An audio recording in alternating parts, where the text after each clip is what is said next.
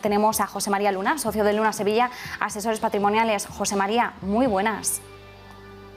Muy buenas tardes. José María, en estos momentos en el que estamos viendo cómo los inversores están en pleno sentimiento risk-off, saliendo de aquellos activos de riesgo y sobre todo en el que nos está costando tanto encontrar atractivo real en la renta variable, empiezan a ponerse las miradas en la renta fija.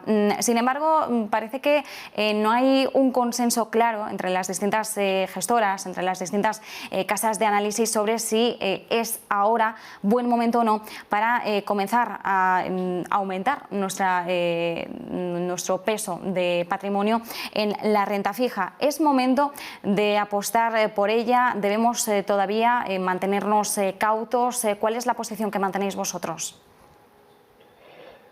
Pues mirad, si hay que tener prudencia a la hora de invertir en renta variable y no solo por las caídas que se están produciendo ahora mismo, sino por cierta sobrevaloración que sobrevolaba sobre muchas de las acciones, sobre todo aquellas que estaban más orientadas hacia el growth, sobre todo hace unas cuantas semanas atrás, donde sí que ponemos, y una semana más, tenemos que volver a repetir el acento de la cautela y la prudencia, es en la parte de renta fija. Es decir, la renta fija, de momento y por ahora, ni tocarla. Es decir, es mucho mejor estar en productos cuasi liquidez, en productos de deuda de muy corto plazo, súper baratos en comisiones de gestión y de custodia. Sí, evidentemente, tener en el radar determinados fondos de deuda pública de muy largo plazo, sobre todo tanto la parte europea como norteamericana, pero solo en el radar, ni siquiera, insisto, de tocarlo de momento. Y sí apoyarnos en determinados fondos con vocación de retorno absoluto que estén funcionando en el actual escenario. Y digo todo esto, y a pesar de que lo más llamativo es las caídas que se siguen produciendo en la parte de renta variable, pero lo que más daño hace es la parte de renta fija. Y sobre todo por la subida de los tipos de interés. Es decir, el problema está en una inflación muy alta, que ya veremos cuánto tiempo sigue estando alta, y la reacción que están teniendo los bancos centrales y sobre todo la reacción que también están teniendo a su vez los inversores en cuanto a cómo pueden actuar los bancos centrales a partir de ahora. No me canso de repetir que el mensaje de la pasada semana del señor Powell fue muy claro. Para muchos, o muchos se quedaron simplemente en el hecho de que no subió pues algo más de los tipos de interés. Ya la subida es llamativa, ¿no? De un 0,5%, pero no fue un 0,75%, como algunas cosas de análisis habían descontado. Pero se quedaron ahí y fue recibido, bueno, pues, quizás con euforia, con beneplácito por parte de la comunidad inversora, sobre todo la parte de renta variable. Pero se quedaron en la parte más importante. O vieron la parte más importante, que fue que la política monetaria, la de ahora, la que va a aplicar la Reserva Federal, es una política monetaria restrictiva. Es decir, las condiciones financieras son más restrictivas o van a serlo a partir, pues desde ya mismo, porque ya lo eran y siguen siendo o van a ser mucho más restrictivas. ¿Por qué? Pues porque el enemigo a batir en esta ocasión no es una pandemia, el enemigo a batir es la inflación. Y eso a costa de los mercados de capitales, a pesar de que veamos días como los mercados de bolsa y los de renta fija se tiñen de color rojo, y muy a pesar también de los datos macroeconómicos, sobre todo porque la primera economía del mundo, de momento, no parece que atisbe que vayamos a una recesión económica después de los datos de empleo que conocíamos, por ejemplo, el pasado viernes. Pero aunque volviéramos a tener un trimestre con datos negativos, yo creo que la Reserva Federal no va a parar. Va a seguir aplicando una política monetaria restrictiva. Insisto, porque el gran enemigo a batir es la inflación. ¿Eso qué consecuencias trae? Tipos de interés más altos. Y con tipos de interés más alto, lo más coherente es tener liquidez y la parte de renta variable infraponderada y apostar sobre todo por sectores que lo hagan menos mal que otros que sí que son más sensibles a la subida de tipo de interés. Es decir, estilos de gestión más value, aquellas compañías, ir compañía a compañía, que puedan convivir en un escenario de inflación alta y de cierta desaceleración en el crecimiento económico. Con lo cual, yo en la parte de renta variable sería prudente en el corto plazo y paciente para entrar, porque yo creo que no tardaremos demasiado tiempo en volver a la renta variable. Me refiero a incrementarla. En el caso de la renta fija es donde, insisto, donde veo muchos más problemas en estos momentos, tanto para la parte de deuda pública y no digamos para la deuda corporativa.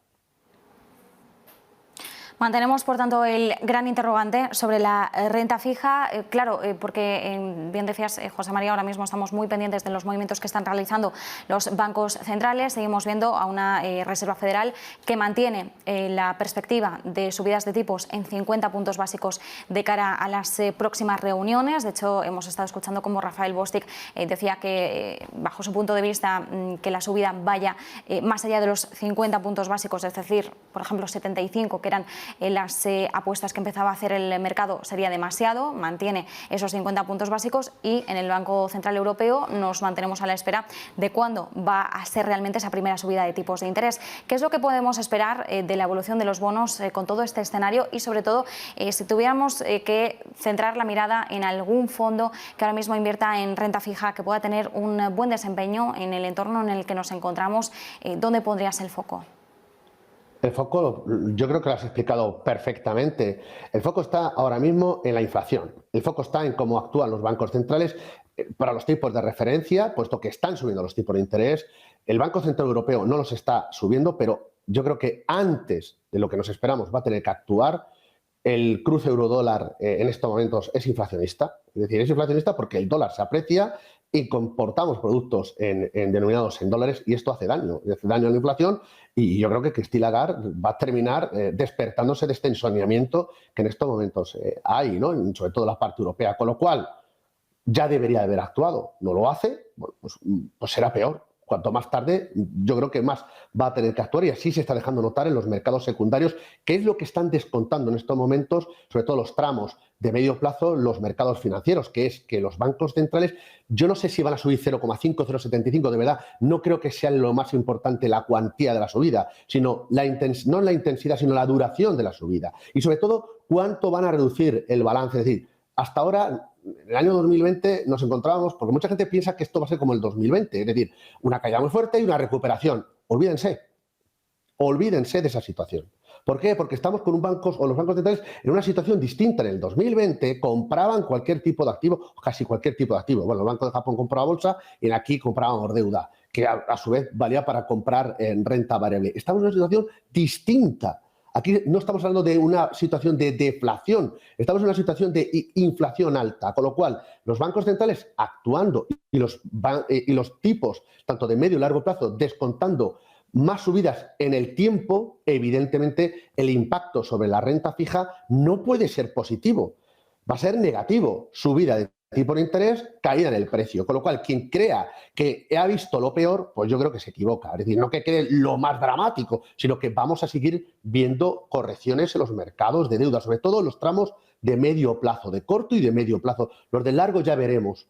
Ya veremos sobre todo la parte norteamericana, porque ahí puede empezar el mercado a descontar que puede hacer daño al crecimiento económico de aquí a unos meses y a lo mejor empieza a encontrar cierto techo. Por eso decía antes, radar a los tipos de interés de largo plazo, la deuda pública. Pero en el resto de tramos, es decir, de 5, de 3 años, incluso de 7 años, abstenerse de momento. ¿Dónde sí estar? Pues miren, yo creo que se puede estar en la parte de renta fija de muy corto plazo, que sea defensivo. Aquí hemos hablado largo y tendido de productos tipo Dunas Valor Prudente, pero incluso este producto, aunque se llame prudente, también acumula en el año una rentabilidad negativa. Pero claro, solo es del 0,15%. Si ustedes lo comparan con la renta fija corporativa europea de fondos superventas, van a ver que estos fondos superventas pierden en lo que llevamos de ejercicio en torno al 4 y 5%. Es decir, creo que hay productos que invirtiendo en deuda se saben defender. Y si no, algún otro producto que sea de una vocación más de retorno absoluto, que insisto, que puedan pues aguantar bastante mejor. La Financière de la Chiquier, un producto de una boutique francesa, pues tiene el QME, un producto sistemático en el cual invierte tanto en bolsa, en deuda, en divisas con gestión muy activa, con posiciones largas, con posiciones cortas, pues que es un producto que lleva una rentabilidad positiva en este ejercicio. O una casa británica como Lion Trust, que en alguna ocasión también hemos traído aquí como producto, a la hora de invertir en renta variable europea, que combina posiciones compradas con vendidas. Bueno, pues la dispersión en bolsa o en deuda va a continuar y yo creo que deberíamos de apoyarnos, insisto, en productos cuasi liquidez o en determinados fondos de retorno absoluto. La renta fija, la de largo plazo, repito, en el radar, la de corto o medio plazo, de momento fuera de nuestras carteras.